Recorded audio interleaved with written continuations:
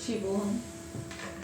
आज मैं आपको वो रेमेडीज़ बताने जा रही हूँ जो कि आप सिर्फ शिवरात्रि के दिन नहीं, अगर आप डेली रूटीन में उनको स्टार्ट करते हैं तो जिस तरह की भी आपके लाइफ में ऑब्स्टिकल्स आप महसूस कर रहे हैं उनसे बाहर आना शुरू कर देते हैं। अगर आप को फील होता है कि आपके पास उतनी अबंडेंस नहीं है, उतनी प्रॉस्पेरिटी नहीं है और किसी तरह से आप फाइनेंशियली खुद को स्टक फील करते हैं, तो उसके लिए आप रोज़ एक लोटे जल में एक चावल का दाना लेके आप उसको रोज़ शिवलिंग पर चढ़ाइए और शिवलिंग की परिक्रमा कीजिए। शिवलिंग की आधी परिक्रमा होती है, पूरी परिक्रमा नहीं होती है, हमेशा याद रखिए।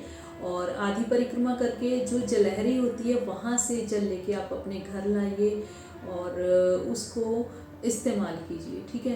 तो अगर आप इस तरह से करते हैं तो जो भी ऑब्स्टिकल आपकी फाइनेंस के रिगार्डिंग, जॉब के रिगार्डिंग कुछ भी ऐसा है तो वो धीरे धीरे ठीक होनी शुरू हो जाती है। पर करना विश्वास के साथ है और अगर आप विश्वास के साथ करते हैं तो एक पॉजिटिव चेंज आपको दिखाई देगा।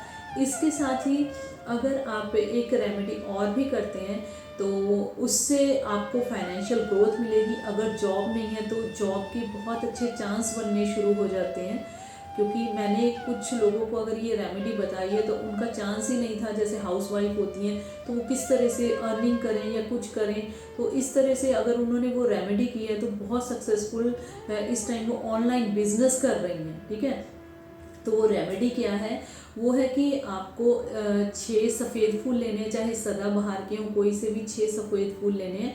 उसके ऊपर फिटकरी का पाउडर थोड़ा सा छिड़क के आपने शिव जी को जल चढ़ाने के बाद वो एक एक फूल ओम नमः शिवाय या जो भी आपका गुरु मंत्र है या जो भी आपको मंत्र शिव जी का अच्छा लगता है उस मंत्र को बोलते हुए आप वो 6 फूल चढ़ाइए और उनसे प्रार्थना कीजिए कि आपको जल्दी से जल्दी एक अच्छी सी जॉब मिल जाए।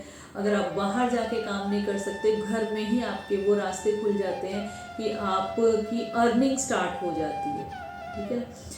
और उसी के साथ ही अगर आपको महसूस होता है कि घर में पैसा आ रहा है, सब कुछ आ रहा है, लेकिन फिर भी बच नहीं रहा है या कर्ज ज़्यादा हो गया है, तो इसके लिए आपने दारिद्र्य दहन स्रोत का पाठ करना है शिवरात्रि वाले दिन 11 बार और उसके बाद डेली एक बार करना है। अगर जल चढ़ाने के बाद आप दारिद्र्य दहन स्रोत का पाठ डेली मंदिर में करते हैं या घर में करते हैं तो जो भी आपका दारिद्र्य है वो धीरे धीरे ख़त्म होना शुरू हो जाता है। किसी तरह का कर्ज है तो वो उतरना शुरू हो जाता है। आपने ये पूरे विश्वास के साथ करना है, क्योंकि अगर आप कहीं अटक जाते हैं ना और आप सोचते हैं कि अब हमें कुछ ऐसा मिल जाए कि जिससे कि हमारी जो प्रॉब्लम है वो सॉल्व हो जाए, ये हम सोचते हैं तो डिवाइन आपको कोई ना कोई गाइडेंस देता है, चाहे वो आपको रील के थ्रू हो, चाहे मेरी इस वीडियो के थ्रू हो। इसका मतलब कि भगवान चाहते हैं कि अगर आप उस ऑब्स्टिकल से आना चाहते हैं बाहर तो आप इस तरह की रेमेडी को फॉलो कीजिए, ठीक है। और इसी के साथ अगर शादी से रिलेटेड प्रॉब्लम है कि अगर शादी नहीं हो रही है और एज बढ़ती जा रही है तो उसके लिए क्या करें, चाहे किसी लड़के की शादी फिक्स नहीं हो रही है या फिर चाहे लड़की की फिक्स नहीं हो रही है, तो उसके लिए आपने एक स्टील की कटोरी लेनी है। स्टील की कटोरी में चीनी डालनी है और उसके बाद उसमें थोड़े से दक्षिणा रखनी है, कुछ पैसे रखने हैं और वो ले जाके आपने पंडित जी को दे देनी है, ठीक है। और अपनी इच्छा को बोलना है और वापस आ जाना है घर पे और भगवान शंकर को आके प्रार्थना करनी है। मंदिर में भी प्रार्थना करनी है, घर पे भी प्रार्थना करनी है। तो जो आपके बंधन होते हैं संजोग के तो वो धीरे धीरे खुलने शुरू हो जाते हैं और बहुत ही अच्छे रिश्ते आपके पास आने शुरू हो जाते हैं। इस तरह की और भी गाइडेंस के लिए आप इन्फिनिटी टैरो 111 को फॉलो कीजिए, सब्सक्राइब कीजिए।